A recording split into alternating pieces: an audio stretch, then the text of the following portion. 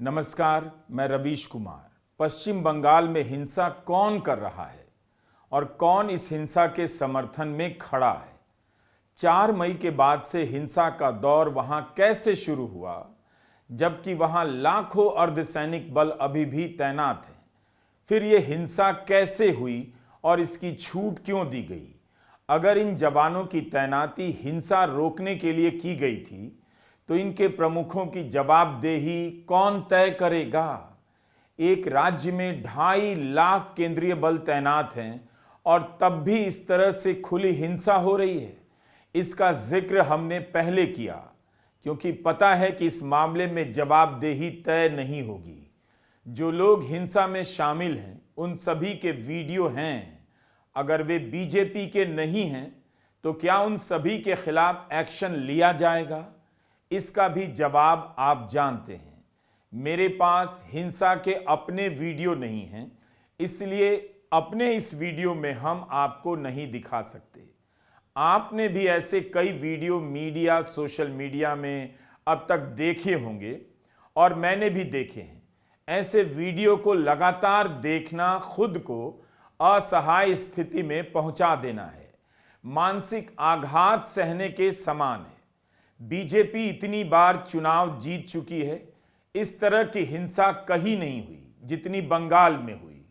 लोग तुरंत इसका संबंध पश्चिम बंगाल के राजनीतिक इतिहास से जोड़ देंगे, लेकिन इसका इतिहास तो कभी नहीं रहा कि 2.5 लाख केंद्रीय बलों के जवान तैनात रहे और फिर भी बंगाल में हिंसा हो गई। क्यों हुई? बंगाल में जो हिंसा हुई है वह अतीत की राजनीति की निरंतरता या विस्तार नहीं है, बल्कि वहां की हिंसा पिछले 1 दशक की नफरती और हिंसक राजनीति का एक्सटेंशन है। इतनी सी बात समझ लेनी चाहिए। हिंसा सिर्फ बीजेपी और टीएमसी के बीच नहीं हो रही, सिर्फ राजनीतिक दलों के बीच यह हिंसा नहीं है। यह कहा जा रहा है कि हिंसा में तृणमूल के कार्यकर्ता बीजेपी का झंडा लेकर तृणमूल के दफ्तरों पर हमला कर रहे हैं। हिंसा की इतनी छूट मिल गई कि लोग कपड़े बदलकर खुद के ही कार्यालयों पर हमला कर रहे हैं। क्या बंगाल में तृणमूल के कार्यकर्ता अपनी पार्टी और नेताओं से इतना अधिक नाराज थे कि बीजेपी के जीतते ही अपनी पार्टी के दफ्तरों को जलाने आ गए, बीजेपी का झंडा लेकर? बीजेपी के प्रवक्ता देबजीत सरकार ने मजबूती से यह बात कही है। कई जगहों पर बीजेपी के कार्यकर्ताओं पर तृणमूल ने हमला किया है। यह कैसे हो गया? सरकार बदलते ही पुलिस नई सरकार के लिए सायरन बजाने लग जाती है। 2.5 लाख केंद्रीय बल वहां घोषित रूप से तैनात हैं, तब भी पावर जाने के बाद तृणमूल के कार्यकर्ता बीजेपी के कार्यकर्ताओं को मार रहे हैं। देबजीत सरकार ने ऐलान किया कि कोई खुद से अपने आप को बीजेपी का कार्यकर्ता नहीं बता सकता। কিছু অন্য দলের লোক, প্রধানত তৃণমূল কংগ্রেসের, তারা রাতারাতি নিজেদের ভারতীয় জনতা পার্টির নেতা বা কর্মী বলে পরিচয় দিচ্ছেন। বিজেপিতে এই জিনিস হয় না। এই যে যারা স্বয়ং নিজে থেকে যারা বিজেপি বলে দাবি করছেন, स्वघोषित बीजेपी, तारा बीजेपी नॉन। बीजेपी के अध्यक्ष शामिक भट्टाचार्य ने कहा कि अगर बीजेपी के किसी कार्यकर्ता ने हिंसा की, उसे पार्टी से निकाल दिया जाएगा। हम बंगाल में हिंसा की संस्कृति को खत्म करना चाहते हैं। उन्होंने चीफ सेक्रेटरी से अपील की है, हिंसा को तुरंत रोकें, लोगों को गिरफ्तार करें, चाहे किसी भी दल के हों। इसका मतलब है उन्हें भी लग रहा है हिंसा में बीजेपी के कार्यकर्ता शामिल हो सकते हैं। अच्छी बात है, बीजेपी के अध्यक्ष ने कहा है, अगर तृणमूल के दफ्तर पर किसी बीजेपी के कार्यकर्ता ने हमला किया, उसे पार्टी से निकाल दिया जाएगा। उम्मीद है इससे हिंसा रुकने में मदद मिलेगी। लेकिन क्या उन्हें अभी तक एक भी बीजेपी का समर्थक या कार्यकर्ता मिला जो झंडा लेकर तृणमूल के दफ्तरों पर हमला कर रहा है? किसी को निकाला उन्होंने? यही नहीं, उन्होंने यह भी कहा कि जो भी ममता बनर्जी और उनके परिवार को गाली देगा, पार्टी से निकाल देंगे। और फिर ममता बनर्जी और अभिषेक बनर्जी के पास जो अतिरिक्त सुरक्षा थी वो इस समय इस माहौल में क्यों हटा ली जाती है? अभिषेक बनर्जी के घर के बाहर से सुरक्षा वापस ले ली गई है। ममता बनर्जी का आरोप है कि उनकी पार्टी के लोगों का उत्पीड़न किया जा रहा है। दक्षिण बंगाल से लेकर उत्तर बंगाल तक बीजेपी अपने गुंडों के साथ हिंसा कर रही है। टीएमसी के कई दफ्तरों पर कब्जा कर लिया गया है। ममता बनर्जी ने अपनी पार्टी के 10 नेताओं की एक टीम बनाई है जो हिंसा से प्रभावित इलाकों का दौरा करेंगे। उनका कहना है कि जब उनकी पार्टी सत्ता में आई थी तो सिर्फ बदलाव चाहती थी, हिंसा या हमले नहीं। क्या बीजेपी उन दफ्तरों को वापस करेगी जिनके बारे में तृणमूल कांग्रेस आरोप लगा रही है कि उन पर बीजेपी के कार्यकर्ताओं ने कब्जा कर लिया है? आरएसएस के प्रदेश स्तर के नेता जिष्णु बासु ने संघ के कार्यकर्ताओं से अपील की है कि हिंसा ना करें। अगर हिंसा करेंगे तो राज्य टीएमसी के जंगल राज के दौर में चला जाएगा। इसका यही मतलब है कि इन सभी को अंदाजा है हिंसा करने वाले कौन हैं, कौन बंगाल की हिंसक संस्कृति के नाम पर छूट ले चुका है, ले रहा है। हिंसा हो जाने के बाद रोकने की अपील की जा रही है, मगर हिंसा हुई कैसे जहां लाखों जवान तैनात हैं? क्या कुछ समय के लिए हिंसा की छूट जानबूझकर दी गई? 24 घंटे के भीतर कोलकाता में 2 लोगों की हत्या हो गई। बंगाल चुनाव के नतीजों के बाद प्रधानमंत्री मोदी ने अपने भाषण में कहा, बंगाल चुनाव में पहली बार किसी की मौत नहीं हुई। उनके बयान के 48 घंटों के भीतर बंगाल में हिंसा भड़कती है। कहीं 3 तो कहीं 4 लोगों की मौत की खबरें छपी हैं। प्रधानमंत्री मोदी का क्या इस पर कोई बयान आया?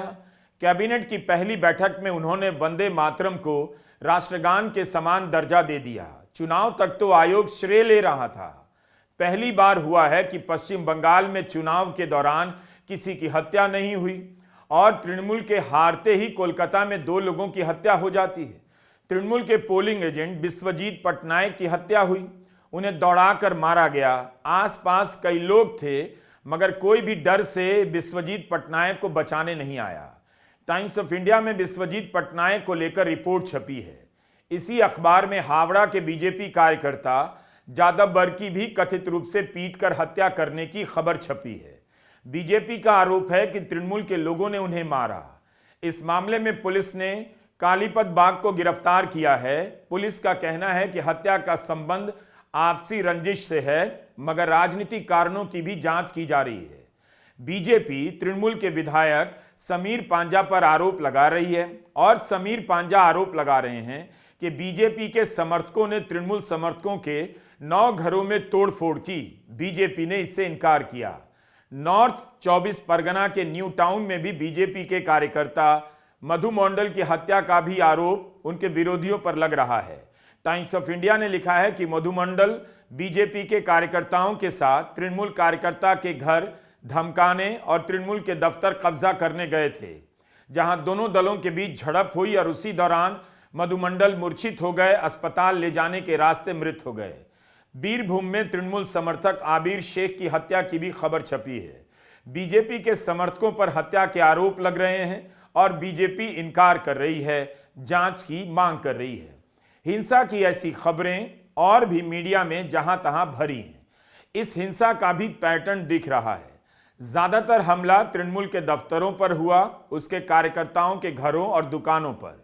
इसके अलावा ऐसे कई वीडियो भी दिखे जिसमें मर्द और स्त्री को ममता बनर्जी की तरह साड़ी पहनाकर उनके गले में रस्सी डालकर खींचा जा रहा है।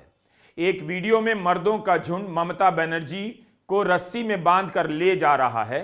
एक मर्द ही है जो साड़ी पहनकर ममता बनर्जी बना है। तो एक और वीडियो में एक महिला ममता बनर्जी बनी है और महिलाएं उसे मिलकर मार रही हैं। यह सब वीडियो मैंने भी देखे हैं। चूंकि कॉपीराइट नहीं है इसीलिए आपको नहीं दिखा रहा। इस तरह के हिंसक अभिव्यक्ति का क्या मतलब है? 2 प्रकार के वीडियो नजर आए। एक में भीड़ सड़क पर उतरकर हिंसा कर रही है और दूसरे प्रकार के वीडियो में कोई महिला या मर्द ममता बनर्जी बना है और उनके साथ हिंसा का अभिनय किया जा रहा है। मतलब बंगाल इस बात के लिए इतना तड़प रहा था कि ममता बनर्जी के हारते ही वह हिंसा भी करेगा और हिंसा का अभिनय भी। वीडियो बनाएगा, वायरल किया जाएगा। एक वीडियो फिर से वायरल हुआ जो मैंने देखा, जिसमें ट्रेन से बुलडोजर ले जाया जा रहा है, जेसीबी मशीनें ले जाई जा रही हैं। लिखा गया है कि बंगाल के लिए बुलडोजर रवाना है। इतनी कुंठा भरी थी, एक समुदाय को लेकर इतनी नफरत है कि लोगों को बस पावर का इंतजार था और बुलडोजर का। क्या हम इस समाज को, इसकी छुपी हुई दबी हुई कल्पनाओं को, आकांक्षाओं को ठीक से जानते भी हैं? क्या इन्हीं लोगों के दम पर बीजेपी राजनीतिक बदलाव का सपना दिखा रही है? हम एआई को बदनाम करते हैं कि एआई इंसानों को दिमाग से पैदल कर देगी, ज़ॉम्बी में बदल देगी। लेकिन यहां जो भीड़ हिंसा के लिए उतरी है और हिंसा का समर्थन करने वाले लोग घरों में बैठे हैं, उनके दिमाग को किसने करप्ट किया? एआई ने या नफरत की राजनीति ने?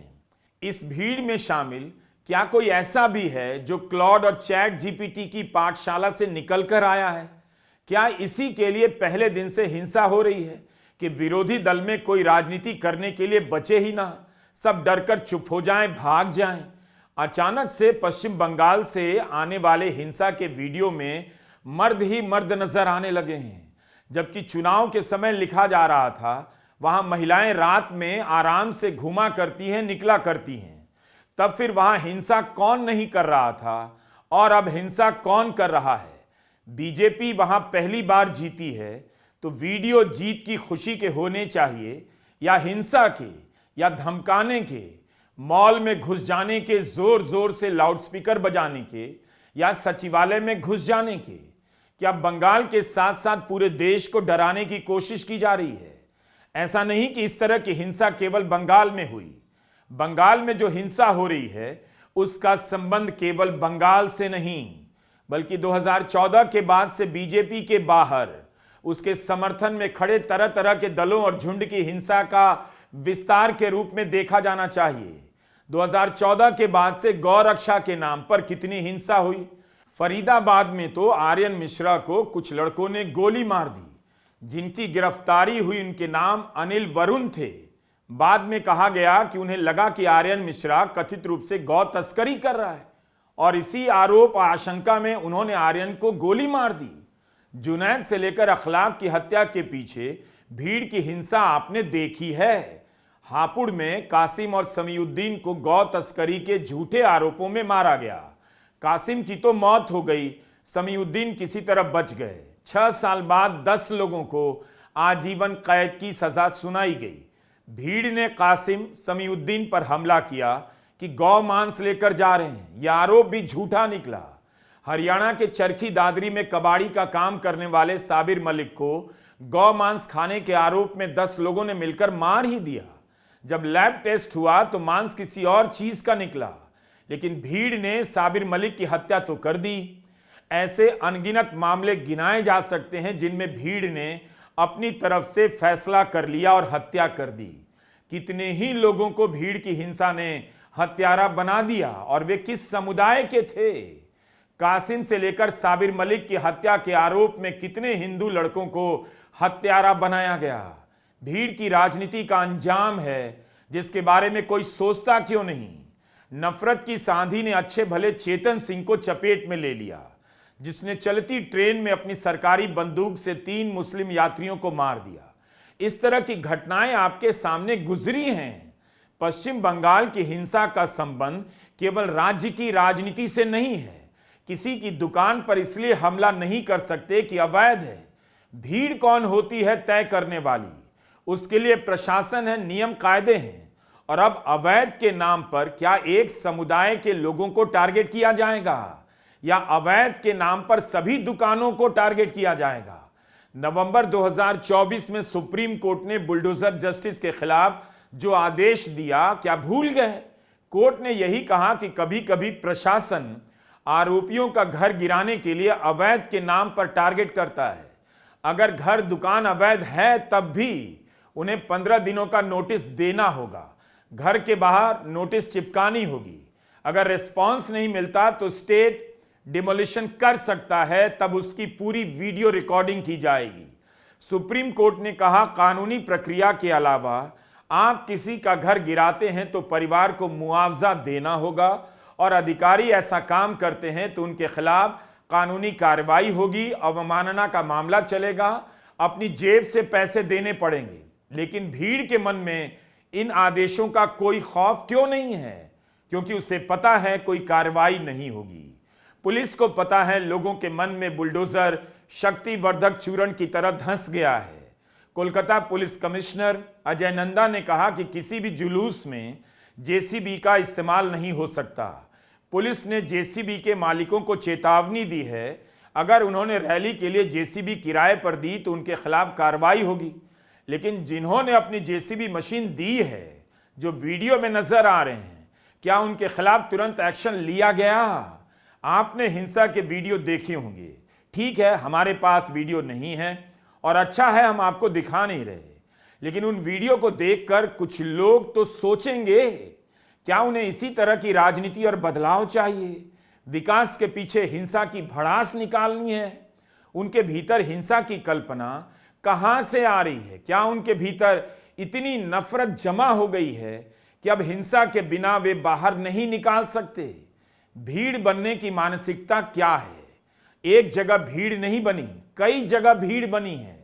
इसका मतलब है लोग कुंठित हो चुके थे, उन्हें यकीन हो चुका था कि वे अकेले दम पर साइकिल भी स्टैंड पर खड़ी नहीं कर सकते, इसलिए दो चार लोग मिल जाएं, अपनी सरकार मिल जाए तो किसी की दुकान जाकर जलाएंगे, दौड़ा दौड़ाकर विरोधी दलों के कार्यकर्ताओं को सड़कों पर मारेंगे, हत्या कर देंगे, घरों और दफ्तरों पर कब्जा कर लेंगे।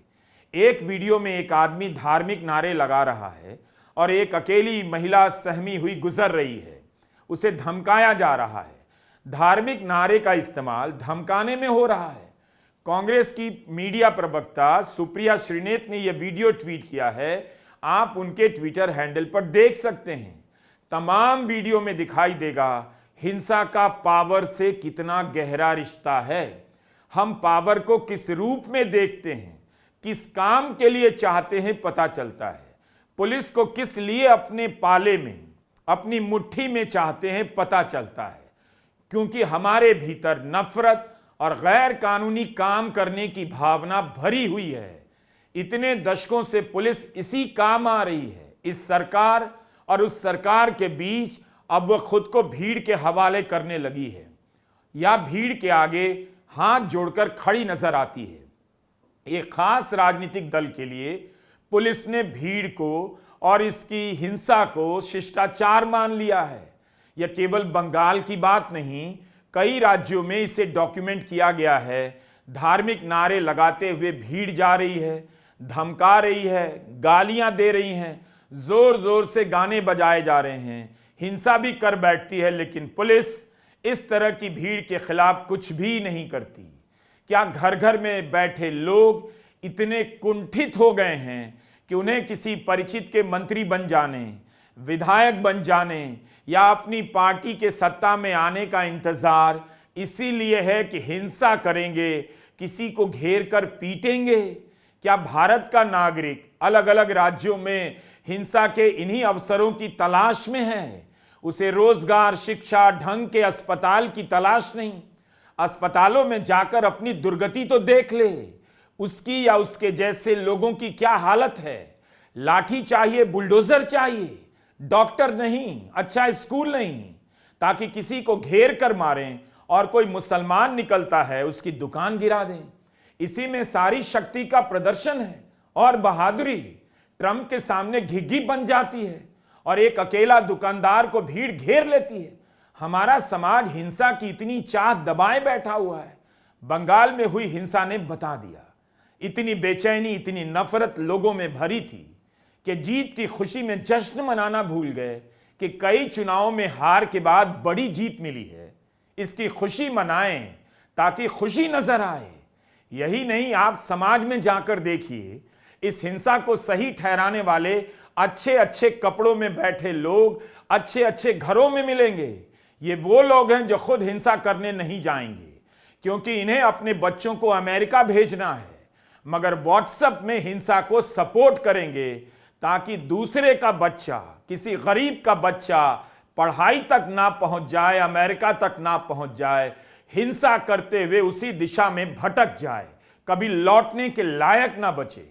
बंगाल की हिंसा ने बता दिया उसे बदलाव के नाम पर बदले की कसक पूरी करनी थी, और यह बदला किसी पार्टी से ज्यादा या पार्टी के साथ साथ एक समुदाय से भी लेना था।